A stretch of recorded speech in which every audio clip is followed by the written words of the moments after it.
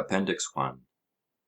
It seems impossible to separate by any exact line the genuine writings of Plato from the spurious. The only external evidence to them which is of much value is that of Aristotle, for the Alexandrian catalogues of a century later include manifest forgeries. Even the value of the Aristotelian authority is a good deal impaired by the uncertainty concerning the date and authorship of the writings which are ascribed to him. And several of the citations of Aristotle omit the name of Plato, and some of them omit the name of the dialogue from which they are taken. Prior, however, to the enquiry about the writings of a particular author, general considerations which equally affect all evidence to the genuineness of ancient writings are the following. Shorter works are more likely to have been forged, or to have received an erroneous designation, than longer ones. And some kinds of composition, such as epistles or panegyrical orations, are more liable to suspicion than others. Those again which have a taste of sophistry in them, or the ring of a later age, or the slighter character of a rhetorical exercise, or in which a motive or some affinity to spurious writings can be detected, or which seem to have originated in a name or statement really occurring in some classical author, are also of doubtful credit. While there is no instance of any ancient writing proved to be a forgery which combines excellence with length, a really great and original writer would have no object in fathering his works on Plato, and to the forger or imitator, the literary hack of Alexandria and Athens, the gods did not grant originality or genius. Further, in attempting to balance the evidence for and against a Platonic dialogue, we must not forget that the form of the Platonic writing was common to several of his contemporaries. Aeschines, Euclid, Phaedo, Antisthenes, and in the next generation Aristotle, are all said to have composed dialogues, and mistakes of names are very likely to have occurred. Greek literature in the 3rd century before Christ was almost as voluminous as our own, and without the safeguards of regular publication, or printing, or binding, or even of distinct titles. An unknown writing was naturally attributed to a known writer whose works bore the same character, and the name once appended easily obtained authority. A tendency may also be observed to blend the works and opinions of the master with those of his scholars. To a later Platonist, the difference between Plato and his imitators was not so perceptible as to ourselves. The memorabilia of Xenophon and the dialogues of Plato are but a part of a considerable Socratic literature which has passed away, and we must consider how we should regard the question of the genuineness of a particular writing if this lost literature had been preserved to us. These considerations lead us to adopt the following criteria of genuineness. 1. That is most certainly Plato's which Aristotle attributes to him by name, which 2. Is of considerable length, of 3. Great excellence, and also 4. In harmony with the general spirit of the Platonic writings. But the testimony of Aristotle cannot always be distinguished from that of a latter age (see above), and has various degrees of importance. Those writings which he cites without mentioning Plato, under their own names, e.g. the Hippias, the Funeral Oration, the Phaedo, etc., have an inferior degree of evidence in their favour. They may have been supposed by him to be the writings of another, although in the case of really great works, e.g. the Phaedo, this is not credible. Those again which are quoted but not named are still more defective in their external credentials. There may be also a possibility that Aristotle was mistaken, or may have confused the master and his scholars in the case of a short writing, but this is inconceivable about a more important work, e.g. the Laws, especially when we remember that he was living at Athens and a frequenter of the groves of the Academy during the last 20 years of Plato's life. Nor must we forget that in all his numerous citations from the Platonic writings, he never attributes any passage found in the extant dialogues to any one but Plato. And lastly, we may remark that one or two great writings, such as the Parmenides and the Politicus, which are wholly devoid of Aristotelian credentials, may be fairly attributed to Plato on the ground of 2. Length, 3. Excellence, and 4. Accordance with the general spirit of his writings. Indeed, the greater part of the evidence for the genuineness of ancient Greek authors may be summed up under two heads only: 1. Excellence, and 2. Uniformity of tradition, a kind of evidence which, though in many cases sufficient, is of inferior value. Proceeding upon these principles, we appear to arrive at the conclusion that 19/20ths of all the writings which have ever been ascribed to Plato are undoubtedly genuine. There is another portion of them, including the epistles, the epinomis, the dialogues rejected by the ancients themselves, namely the Axiocus, De Justo, De Virtute, Demodocus, Sisyphus, Eryxias, which on grounds both of internal and external evidence we are able with equal certainty to reject. But there still remains a small portion of which we are unable to affirm either that they are genuine or spurious. They may have been written in youth, or possibly, like the works of some painters, may be partly or wholly the compositions of pupils, or they may have been the writings of some contemporary transferred by accident to the more celebrated name of Plato, or of some Platonist in the next generation who aspired to imitate his master. Not that on grounds either of language or philosophy we should lightly reject them. Some difference of style, or inferiority of execution, or inconsistency of thought, can hardly be considered decisive of their spurious character. For who always does justice to himself, or who writes with equal care at all times? Certainly not Plato, who exhibits the greatest differences in dramatic power, in the formation of sentences, and in the use of words. If his earlier writings are compared with his later ones, say the Protagoras or Phaedrus with the Laws, or who can be expected to think in the same manner during a period of authorship extending over above 50 years, in an age of great intellectual activity, as well as of political and literary transition? Certainly not Plato, whose earlier writings are separated from his later ones by as wide an interval of philosophical speculation as that which separates his later writings from Aristotle. The dialogues which have been translated in the first appendix, and which appear to have the next claim to genuineness among the Platonic writings, are the Lesser Hippias, the Menexenus or funeral oration, the first Alcibiades. Of these, the Lesser Hippias and the funeral oration are cited by Aristotle, the first in the Metaphysics, the latter in the Rhetoric. Neither of them are expressly attributed to Plato, but in his citation of both of them he seems to be referring to passages in the extant dialogues. From the mention of Hippias in the singular by Aristotle, we may perhaps infer that he was unacquainted with the second dialogue bearing the same name. Moreover, the mere existence of a greater and lesser Hippias, and of a first and second Alcibiades, does to a certain extent throw a doubt upon both of them.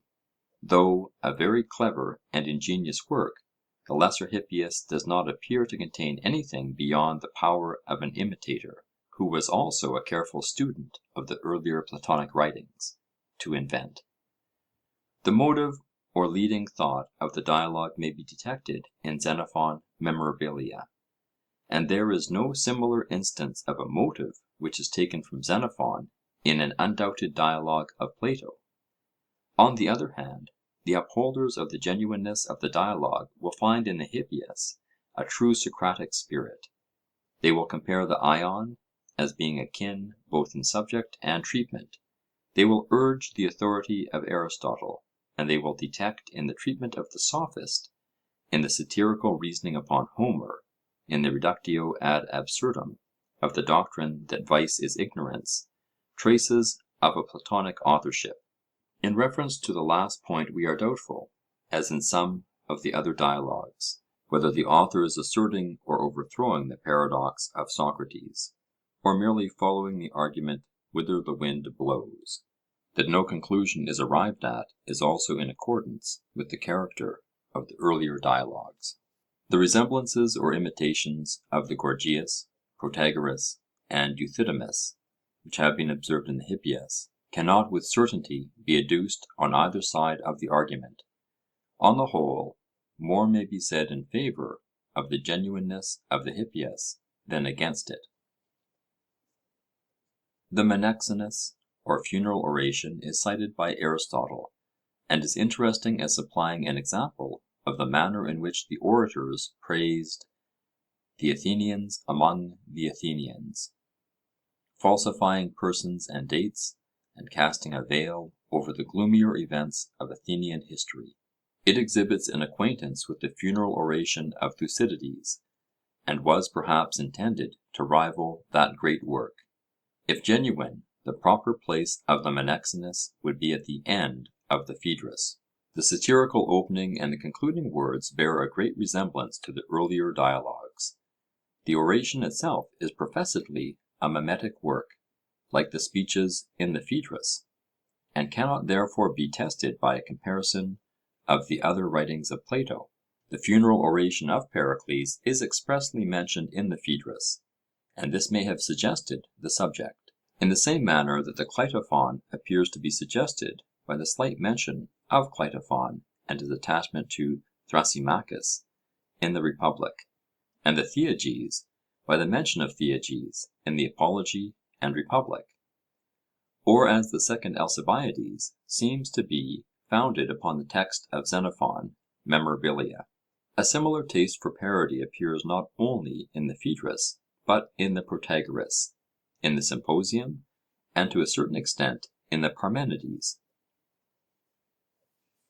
To these two doubtful writings of Plato, I have added the first Alcibiades, which, of all the disputed dialogues of Plato, has the greatest merit, and is somewhat longer than any of them, though not verified by the testimony of Aristotle, and in many respects at variance with the Symposium in the description of the relations of Socrates and Alcibiades.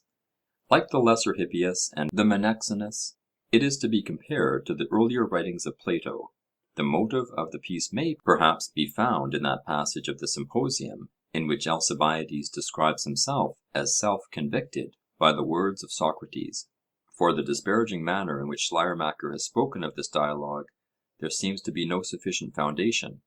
At the same time, the lesson imparted is simple, and the irony more transparent than in the undoubted dialogues of Plato.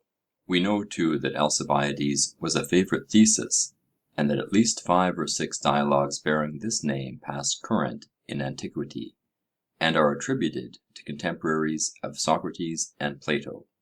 1.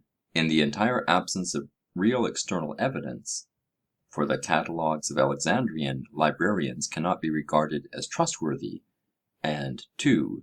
In the absence of the highest marks either of poetical or philosophical excellence, and 3. Considering that we have express testimony to the existence of contemporary writings bearing the name of Alcibiades, we are compelled to suspend our judgment on the genuineness of the extant dialogue. Neither at this point nor at any other do we propose to draw an absolute line of demarcation between genuine and spurious writings of Plato. They fade off imperceptibly from one class to another. There may have been degrees of genuineness in the dialogues themselves, as there are certainly degrees of evidence by which they are supported. The traditions of the oral discourses both of Socrates and Plato may have formed the basis of semi-Platonic writings. Some of them may be of the same mixed character which is apparent in Aristotle and Hippocrates, although the form of them is different. But the writings of Plato, unlike the writings of Aristotle, seem never to have been confused with the writings of his disciples. This was probably due to their definite form and to their inimitable excellence. The 3 dialogues which we have offered in the appendix to the criticism of the reader may be partly spurious and partly genuine. They may be altogether spurious. That is an alternative which must be frankly admitted. Nor can we maintain of some other dialogues, such as the Parmenides, and the Sophist, and Politicus, that no considerable objection can be urged against them, though greatly overbalanced by the weight, chiefly, of internal evidence in their favour.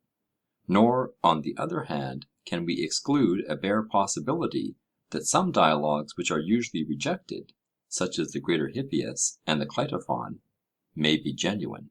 The nature and object of these semi-Platonic writings require more careful study and more comparison of them with one another, and with forged writings in general, than they have yet received, before we can finally decide on their character. We do not consider them all as genuine until they can be proved to be spurious, as is often maintained and still more often implied in this and similar discussions, but should say of some of them that their genuineness is neither proven nor disproven until further evidence about them can be adduced. And we are as confident that the epistles are spurious as that the Republic, the Timaeus, and the Laws are genuine. On the whole, not a 20th part of the writings which pass under the name of Plato, if we exclude the works rejected by the ancients themselves, and 2 or 3 other plausible inventions, can be fairly doubted by those who are willing to allow that a considerable change and growth may have taken place in his philosophy (see above). That 20th debatable portion scarcely in any degree affects our judgment of Plato, either as a thinker or a writer, and though suggesting some interesting questions to the scholar and critic, is of little importance to the general reader. Alcibiades I. Introduction. The first Alcibiades is a conversation between Socrates and Alcibiades.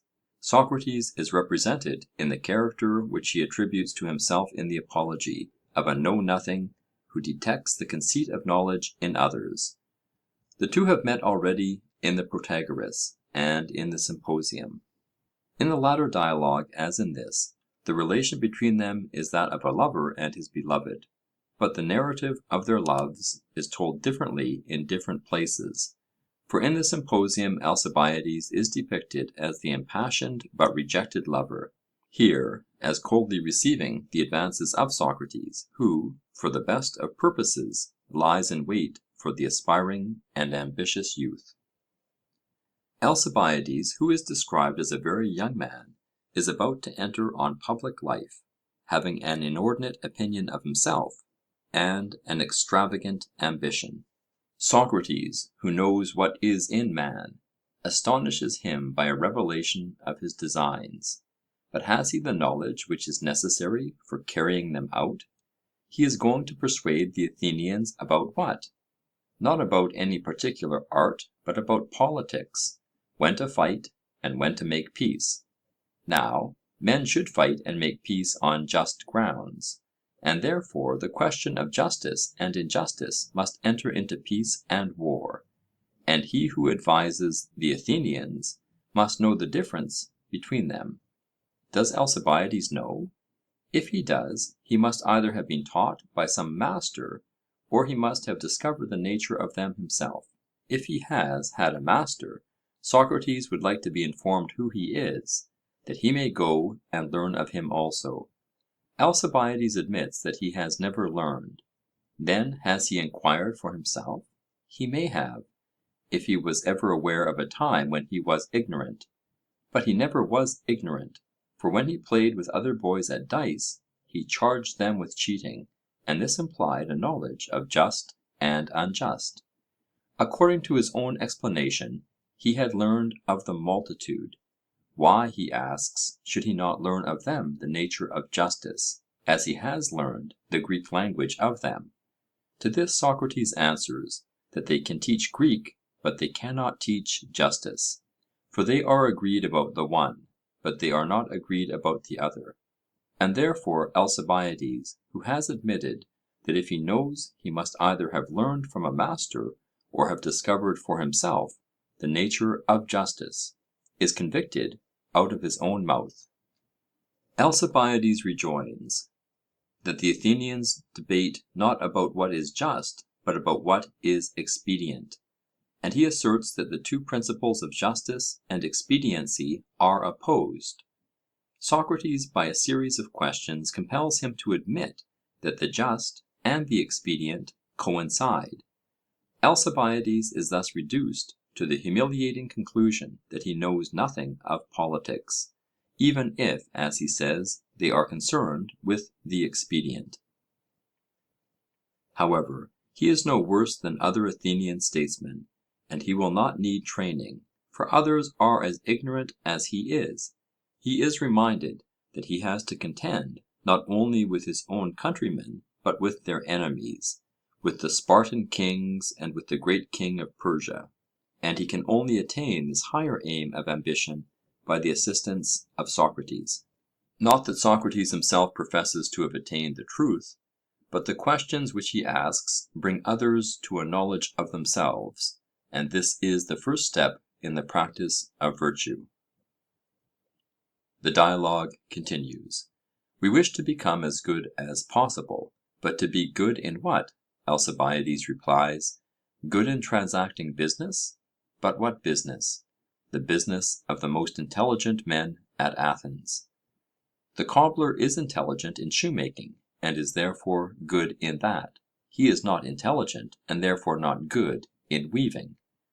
Is he good in the sense which Alcibiades means, who is also bad? I mean, replies Alcibiades, the man who is able to command in the city. But to command what? Horses or men? And if men, under what circumstances? I mean to say that he is able to command men living in social and political relations. And what is their aim? The better preservation of the city. But when is a city better? When there is unanimity, such as exists between husband and wife. Then, when husbands and wives perform their own special duties, there can be no unanimity between them, nor can a city be well ordered when each citizen does his own work only. Alcibiades, having stated first that goodness consists in the unanimity of the citizens, and then in each of them doing his own separate work, is brought to the required point of self-contradiction, leading him to confess his own ignorance. But he is not too old to learn, and may still arrive at the truth, if he is willing to be cross-examined by Socrates. He must know himself, that is to say, not his body, or the things of the body, but his mind, or truer self. The physician knows the body, and the tradesman knows his own business, but they do not necessarily know themselves. Self-knowledge can be obtained only by looking into the mind and virtue of the soul, which is the diviner part of a man, as we see our own image in another's eye. And if we do not know ourselves, we cannot know what belongs to ourselves or belongs to others, and are unfit to take a part in political affairs, both for the sake of the individual and of the state. We ought to aim at justice and temperance, not at wealth or power. The evil and unjust should have no power. They should be the slaves of better men than themselves. None but the virtuous are deserving of freedom. And are you, Alcibiades, a free man? I feel that I am not, but I hope, Socrates, that by your aid I may become free, and from this day forward I will never leave you. The Alcibiades has several points of resemblance to the undoubted dialogues of Plato. The process of interrogation is of the same kind with that which Socrates practices upon the youthful Cleinias in the Euthydemus, and he characteristically attributes to Alcibiades the answers which he has elicited from him. The definition of good is narrowed by successive questions, and virtue is shown to be identical with knowledge. Here, as elsewhere, Socrates awakens the consciousness not of sin, but of ignorance. Self-humiliation is the first step to knowledge, even of the commonest things. No man knows how ignorant he is, and no man can arrive at virtue and wisdom who has not once in his life, at least, been convicted of error. The process by which the soul is elevated is not unlike that which religious writers describe under the name of conversion, if we substitute the sense of ignorance for the consciousness of sin. In some respects the dialogue differs from any other Platonic composition. The aim is more directly ethical and hortatory. The process by which the antagonist is undermined is simpler than in other Platonic writings, and the conclusion more decided. There is a good deal of humour in the manner in which the pride of Alcibiades, and of the Greeks generally, is supposed to be taken down by the Spartan and Persian queens, and the dialogue has considerable dialectical merit. But we have a difficulty in supposing that the same writer who has given so profound and complex a notion of the characters both of Alcibiades and Socrates in the Symposium should have treated them in so thin and superficial a manner in the Alcibiades, or that he would have ascribed to the ironical Socrates the rather unmeaning boast that Alcibiades could not attain the objects of his ambition without his help, or that he should have imagined that a mighty nature like his could have been reformed by a few not very conclusive words of Socrates. For the arguments by which Alcibiades is reformed are not convincing. The writer of the dialogue, whoever he was, arrives at his idealism by crooked and tortuous paths, in which many pitfalls are concealed. The anachronism of making Alcibiades about 20 years old during the life of his uncle, Pericles, may be noted, and the repetition of the favourite observation, which occurs also in the Laches and Protagoras: the great Athenian statesmen, like Pericles, failed in the education of their sons. There is none of the undoubted dialogues of Plato in which there is so little dramatic verisimilitude. End of part one. Recording by Kevin Johnson.